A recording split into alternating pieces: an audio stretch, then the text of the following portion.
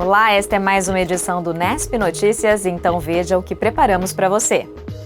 Servidores do campus em Bauru retomam as atividades presenciais e seguem uma série de medidas para a prevenção ao novo coronavírus. Alunos e professores organizam mais uma semana do curso de jornalismo com a participação de pesquisadores e profissionais de referência no mercado. Instituto de Biociências da Unesp em Botucatu promove o primeiro festival de vídeos de divulgação científica para compartilhar o conhecimento gerado na universidade. O Unesp Notícias está no ar.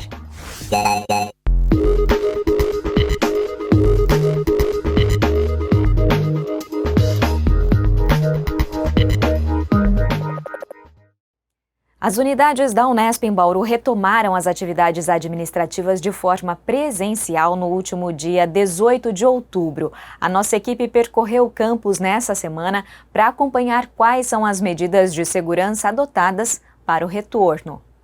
Funcionários com distanciamento, máscaras e uso individual de equipamentos. Assim tem sido a rotina após a retomada das atividades presenciais no campus em Bauru.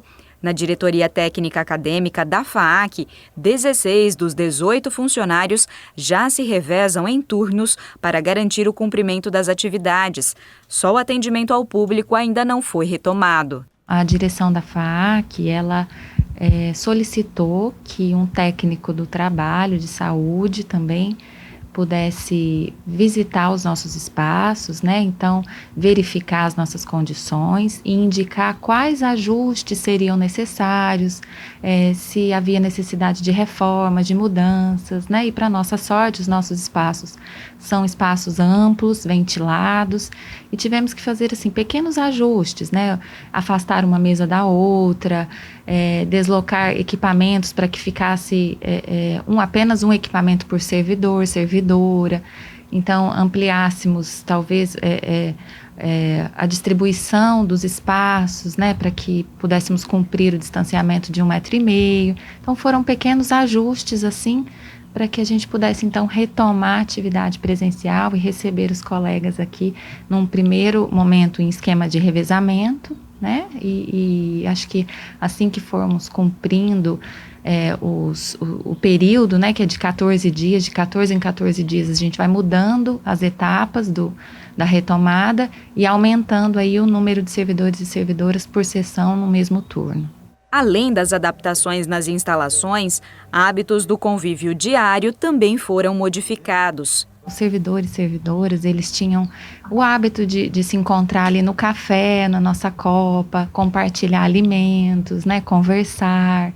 Isso foi um pouco interrompido, né? Agora cada um traz a sua garrafa de café, a sua garrafa de água, então a gente não se reúne mais, as conversas elas são cada um no seu espaço, no seu posto de trabalho, para que a gente possa seguir os protocolos, né, garantir a segurança e a saúde de todos.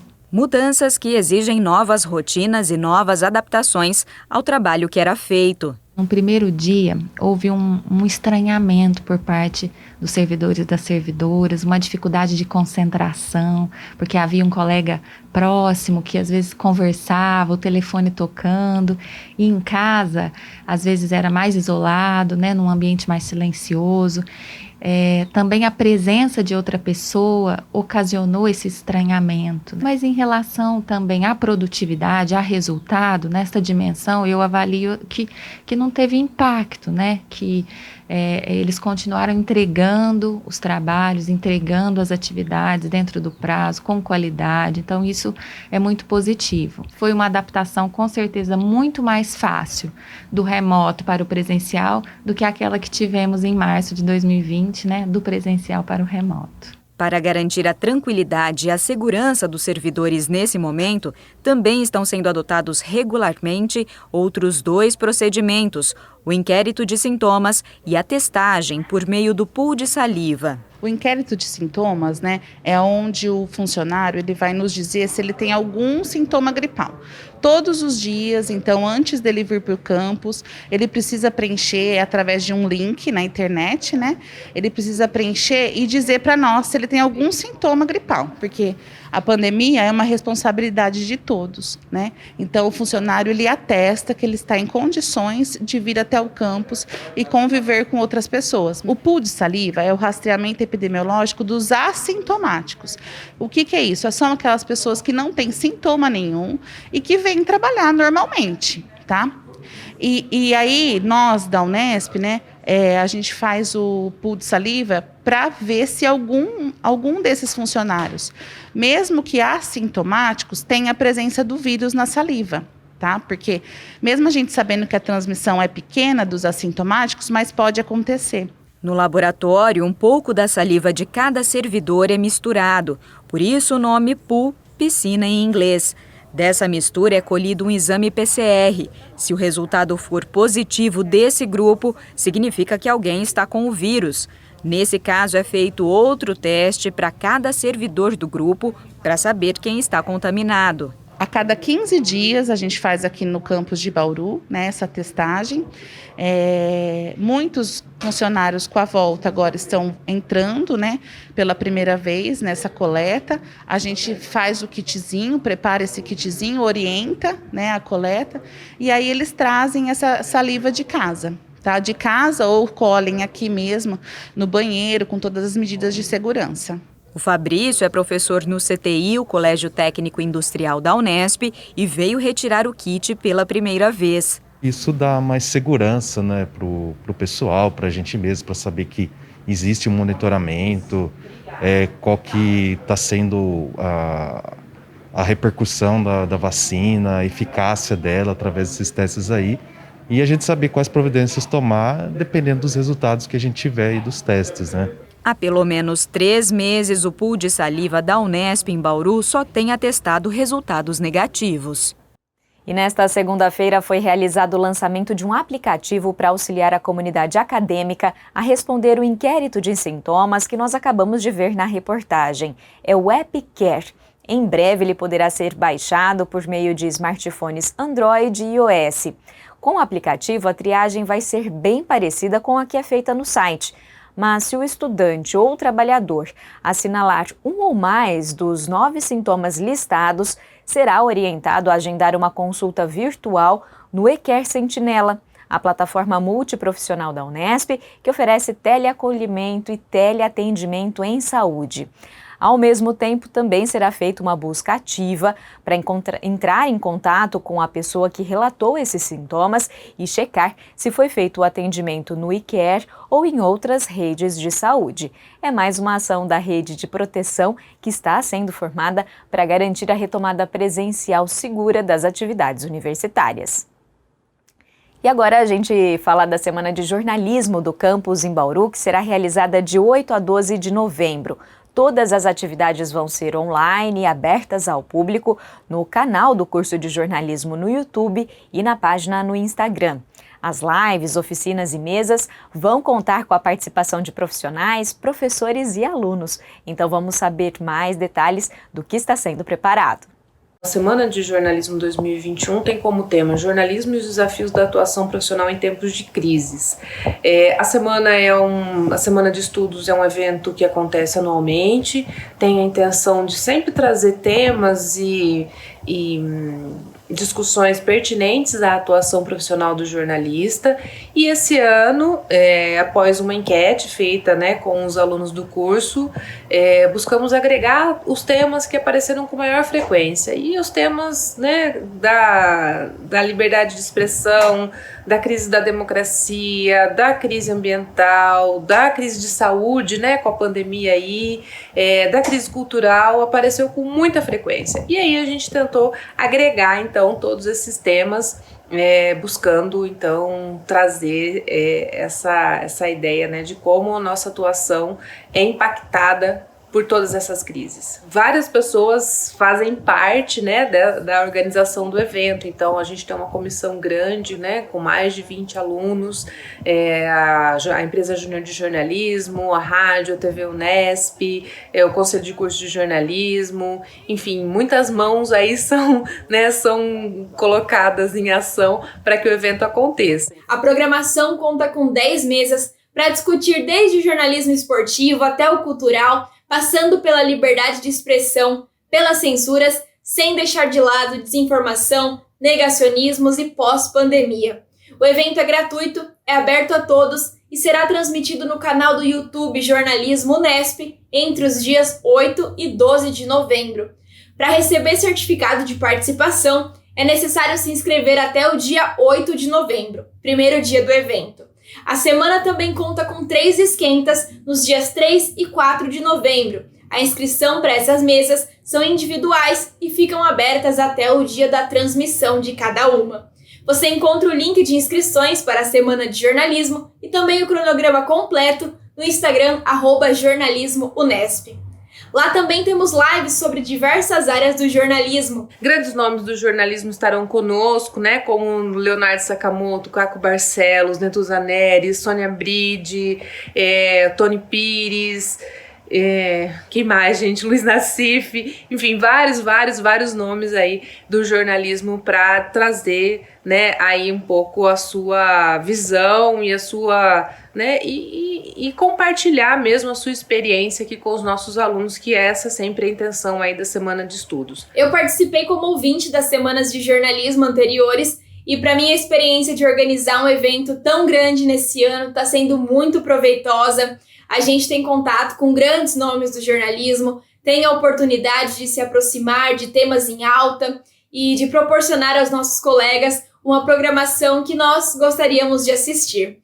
Acredito que para toda a comissão essa é uma oportunidade de enxergar que junto a gente consegue mais e comemora melhor as nossas conquistas, que são quase diárias desse processo de preparação do evento. Então fica aqui também o convite para que as pessoas que se interessam, né, pelo tema abordado na semana, pelo jornalismo, né, e pela democracia de um modo geral, que venha conosco, né, que participe do evento, que venha discutir então o jornalismo e a atuação profissional em tempos de crise.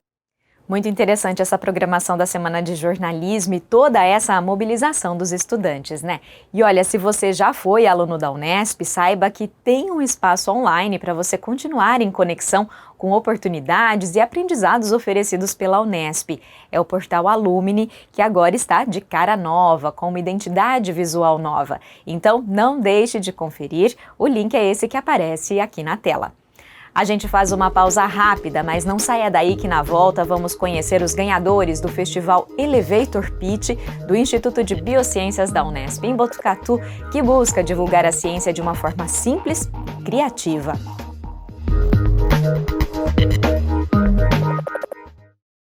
A Agência de Divulgação Científica e Comunicação do Instituto de Biociências da Unesp em Botucatu promoveu o primeiro festival de vídeos de divulgação científica, o Elevator Pitch IBB.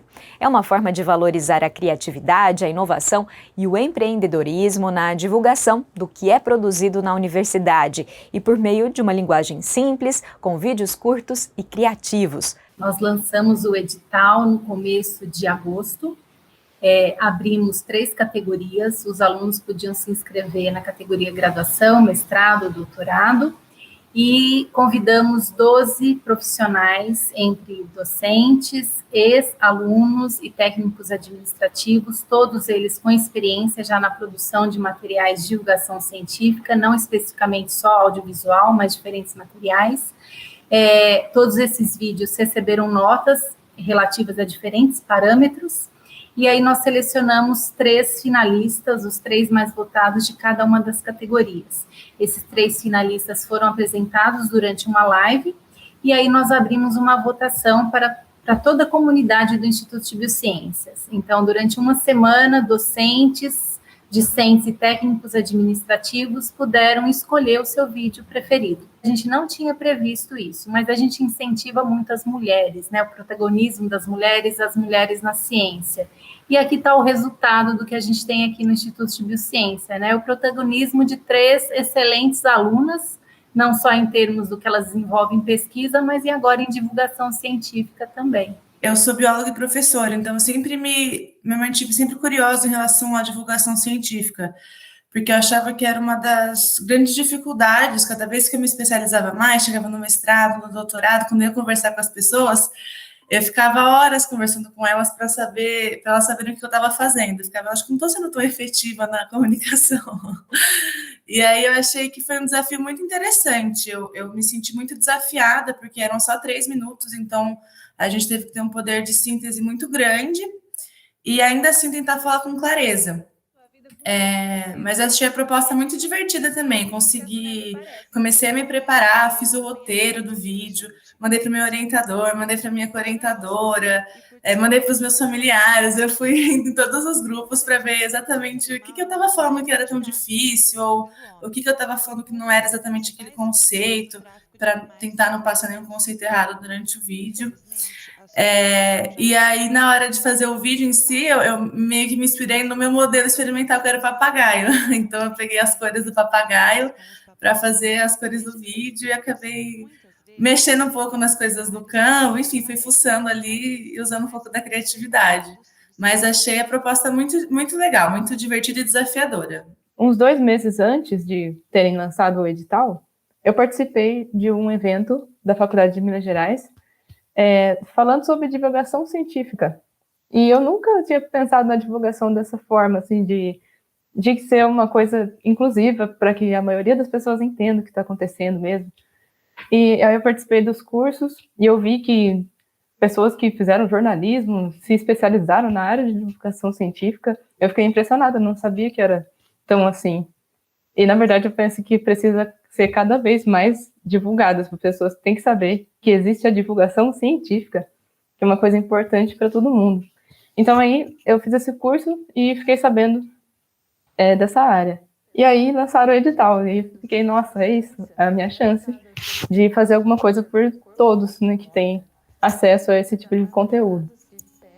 Uma coisa também que ficou, para mim, importante de ser feita esse tipo de coisa, de divulgação e tal, é que eu nasci aqui em Botucatu. E, mesmo estando aqui, sabendo da existência da universidade e tudo mais, eu não sabia o que era feito lá direito, sabe? Eu tinha parentes que trabalhavam lá, mas dos alunos, questão de pesquisa, eu não fazia ideia. Então, o fato de ter coisas como essa, assim, vão ajudar muito daqui para frente o pessoal que também mora aqui ou que mora em outras cidades e não tem acesso ao que é feito aqui. Então, eu achei muito bacana mesmo essa iniciativa. Quando eu vi a divulgação desse pitch, eu fiquei super empolgada. Eu sempre gostei muito, né, de divulgação científica. Eu sempre gostei de ver o olho das pessoas brilhando quando eles conseguem entender esses conteúdos, né?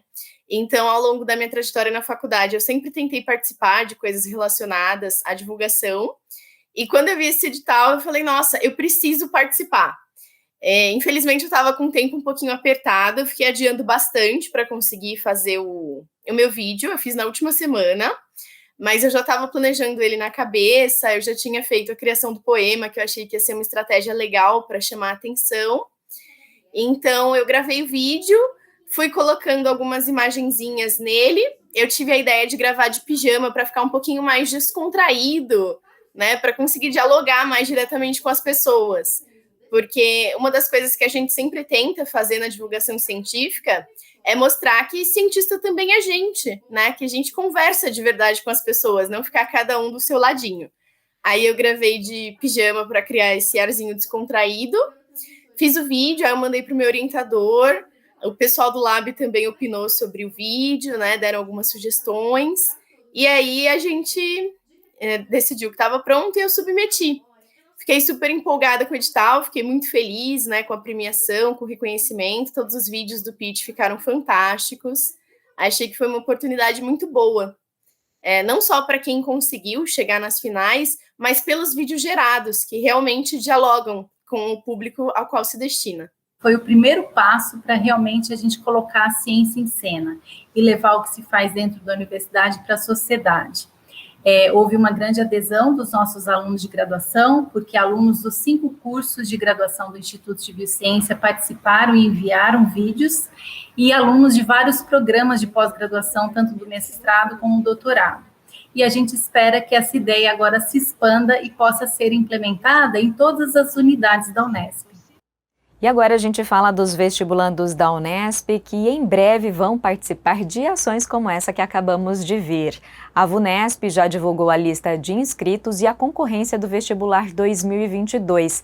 Nesta edição foram registradas 69.029 vagas. Entre os cursos mais concorridos, em primeiro lugar, segue o de Medicina em Botucatu, com 261,4 candidatos por vaga.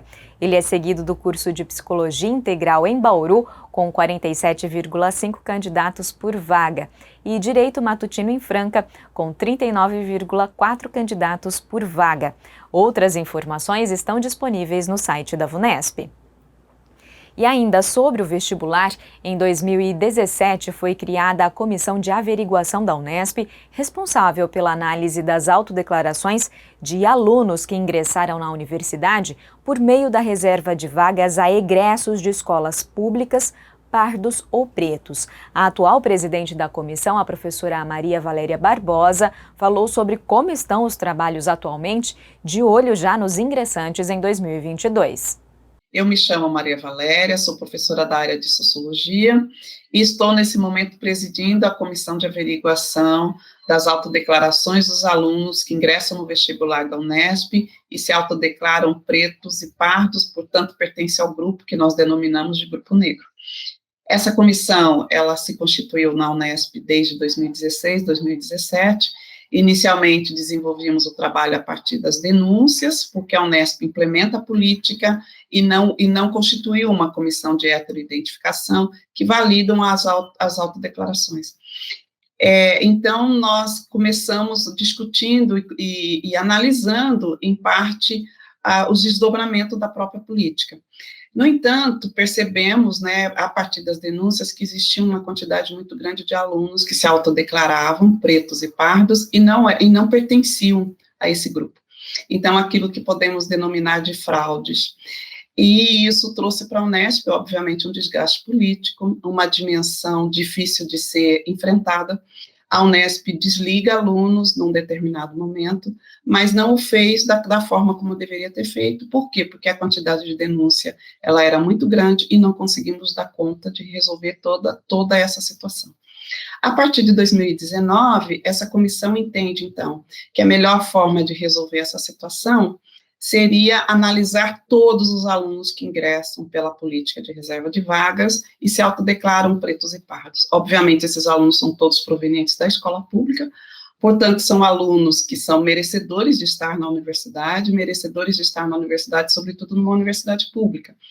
Porém, quando você se autodeclara pretos e pardos, você concorre especificamente com esse grupo. E se você concorre especificamente com esse grupo, você precisa pertencer a esse grupo.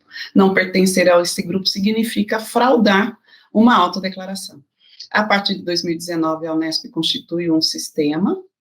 Esse sistema, então, nos permite que a gente averigue todos os alunos que ingressam, então, em torno de mais ou menos entre 1.300 e 1.500 alunos, dependendo um pouco de como o vestibular, quantas chamadas a gente tem para o próprio vestibular, e a partir daí essa comissão se reúne e vai fazendo a averiguação dessa autodeclaração. E como fazemos a averiguação dessa autodeclaração?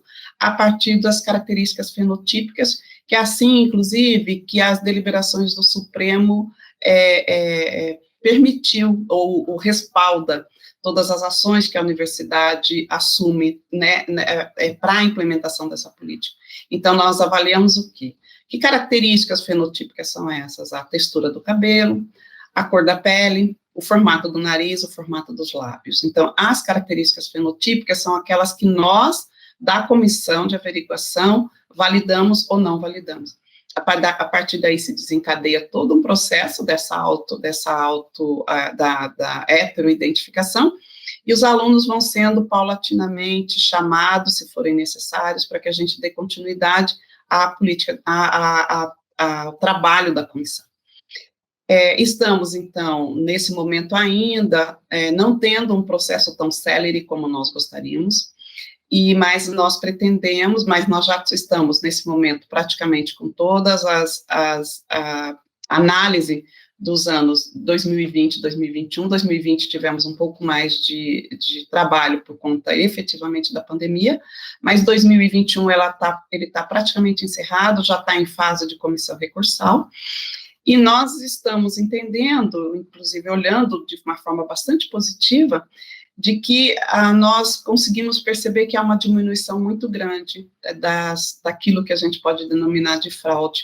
Então, estamos caminhando, esperamos que sim, para que a autodeclaração seja, sobretudo, um momento dos jovens se autoafirmarem, afirmarem a sua identidade, terem orgulho de pertencer a esse grupo, ingressar numa universidade que está, nesse momento, se preparando e já, né, inclusive, já vem, aprofundando as suas políticas de ações afirmativas, e nós queremos, nesse momento, inclusive, né, para 2022, ter um processo um pouco mais célere, porque se a gente tiver as fraudes e os alunos forem desligados, que a gente possa chamar exatamente os alunos que foram prejudicados e não puderam ingressar no vestibular.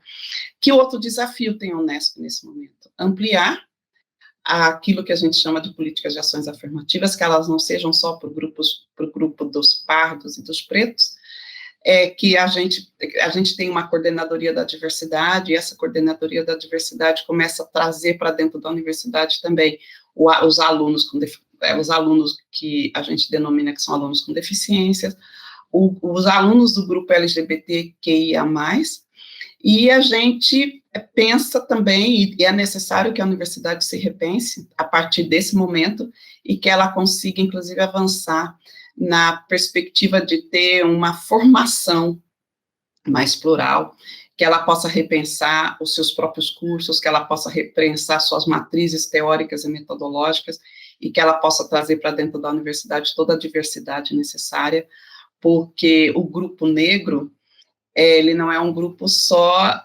que quer ingressar na universidade, ele quer também se ver representado no interior da universidade, e se ver representado também ter nas nossas bibliografias e nas nossas metodologias a contribuição dos diferentes povos, que não sejam só os povos europeus, e que a gente possa se entender efetivamente como uma universidade plural, uma universidade que avance na perspectiva de construir uma sociedade antirracista, anti-homofóbica, que ela seja uma universidade que aponte para um futuro e para uma sociedade muito mais igualitária, e uma universidade que ela seja contribuidora também das transformações da realidade social em que vivemos. A seguir, o nosso assunto é a prevenção ao câncer de mama e como ela foi afetada pela pandemia. A gente volta já já.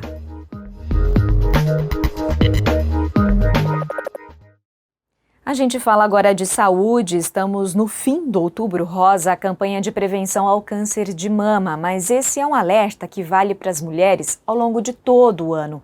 O diagnóstico precoce é fundamental no controle da doença e ele foi prejudicado por conta da pandemia da Covid-19. A professora Heloísa Vespoli, professora da Faculdade de Medicina da Unesp em Botucatu e especialista em mastologia, traz mais informações para a gente. Sou professora Heloísa, da Faculdade de Medicina de Botucatu, e sou coordenadora do Centro de Avaliação em Mastologia aqui do HC, né, da Faculdade de Medicina de Botucatu. É muito importante ressaltar a questão da diminuição da procura dos exames de rastreamento durante a pandemia. Houve claramente uma redução, mas é importante ressaltar também que isso não é prerrogativa da pandemia. Antes da pandemia, a situação do rastreamento, do diagnóstico precoce do nosso país já era bastante complicada, e óbvio que a pandemia piorou muito mais esse cenário. Então, eu acho que é necessário fazer um alerta muito maior, sem dúvida nenhuma, mas a gente precisa retomar a fase pré-pandemia primeiro, tentar organizar a situação e fazer com que essas mulheres tenham consciência de que, assim, ainda que tenha tido a pandemia, quer dizer, existe a pandemia ainda, mas que quem ainda não procurou os serviços especializados para fazer as suas mamografias, quem tem nódulos, que sentiu caroços na mama e não procurou esse serviço especializado por medo da pandemia, não deve mais fazer isso, né?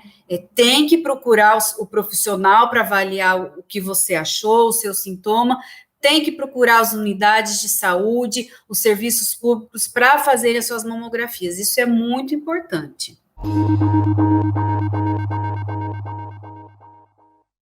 Esse cenário, né, da questão do diagnóstico tardio do câncer de mama, na verdade, é um cenário que já era ruim e piorou com a pandemia, né? Então, o Brasil, infelizmente, entra, né, na estatística dos países subdesenvolvidos, onde a grande maioria das mulheres que têm diagnóstico de câncer de mama é um diagnóstico já feito em fase tardia, ou seja, quando já é sintomático, né? Então, isso já era, essa realidade, infelizmente, já era assim antes da pandemia.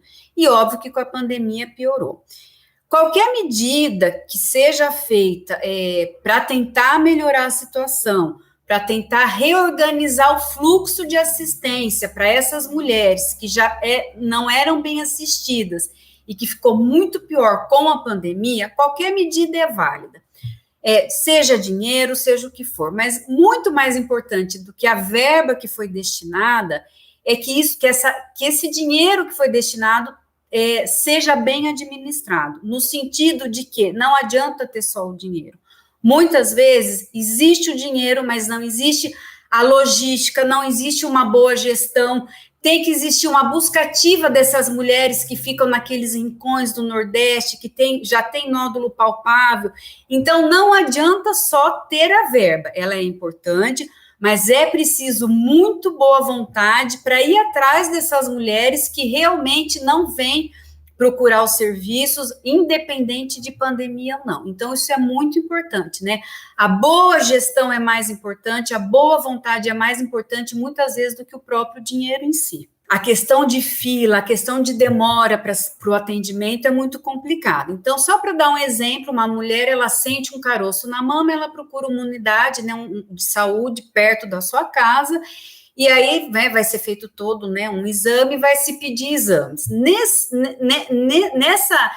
Aí é que demora entre o pedir o exame, realizar o exame, retornar para ver o resultado do exame e chegar num serviço de referência, é esse ato que precisa ser melhorado.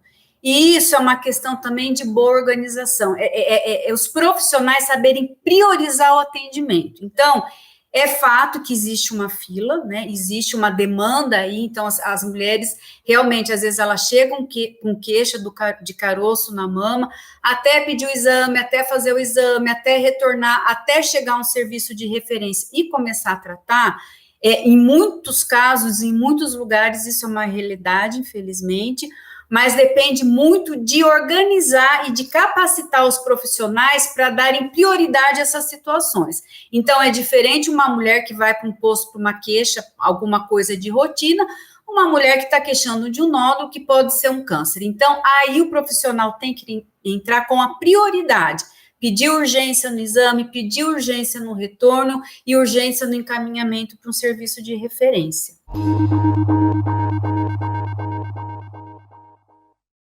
Para a gente falar, assim, o que impacta essa demora no diagnóstico do câncer de mama, só rapidamente falar que existem vários tipos de câncer de mama. O mais comum deles tem um crescimento relativamente lento, mais devagar.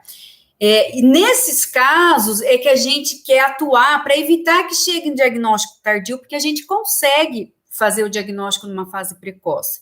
E é óbvio que quanto mais tardio esse diagnóstico, mais chance de, eventualmente, a mulher até ter uma disseminação à distância, ter uma metástase à distância. Então, quanto mais cedo o diagnóstico do câncer, a chance de cura sobe para mais de 90%, né? Então, só para a gente exemplificar, mais ou menos o recomendado é um mamógrafo para cada 200 mil habitantes. Nós, em Botucatu, nós temos 2 mamógrafos, ou seja, mais ou menos 150 mil habitantes, então nós temos mamógrafo suficiente para que essas mulheres façam seu rastreamento, seu diagnóstico precoce. Mas mesmo assim, na nossa cidade, grande parte do diagnóstico é tardio. Então, é toda uma estrutura, você tem que ir atrás dessas mulheres, né, precisa ter um serviço de saúde, onde existam agentes de saúde que vão fazer a busca ativa daquelas mulheres que têm sintoma, que vão fazer a busca ativa daquelas mulheres que não têm sintoma, mas que não faz os seus exames, que a gente vê que todo ano, né, os profissionais das unidades falam que sempre são as mesmas mulheres que vão fazer os seus exames. Então, precisa ir atrás dessas mulheres, precisa ir atrás, precisa orientar, precisa conscientizar. Dessa forma, né, bem mais cedo, se você pega um câncer que só foi visto na mamografia ou que tem 1 centímetro de diâmetro, ela vai ficar curada, né, a chance de cura chega a quase 100%. Então, impacta muito essa demora nesse diagnóstico, essa demora para ser encaminhada para um serviço de referência.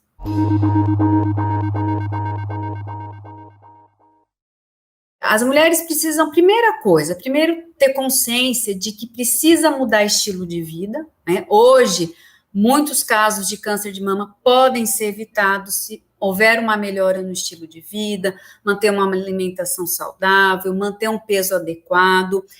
Uma outra situação é que elas não tenham medo, isso é muito importante. Às vezes a gente percebe que muitas mulheres percebem um caroço na mama e não procuram o profissional porque tem medo.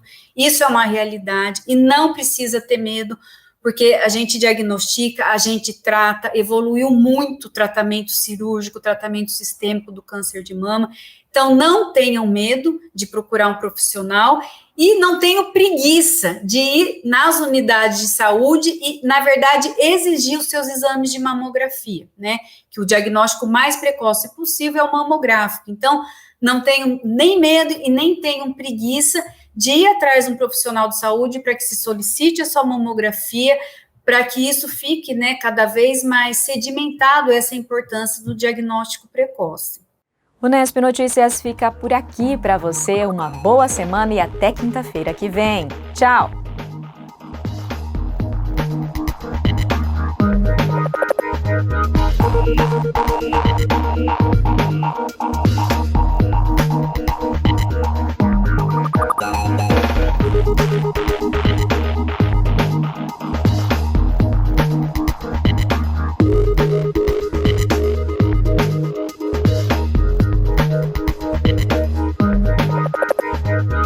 We'll be right back.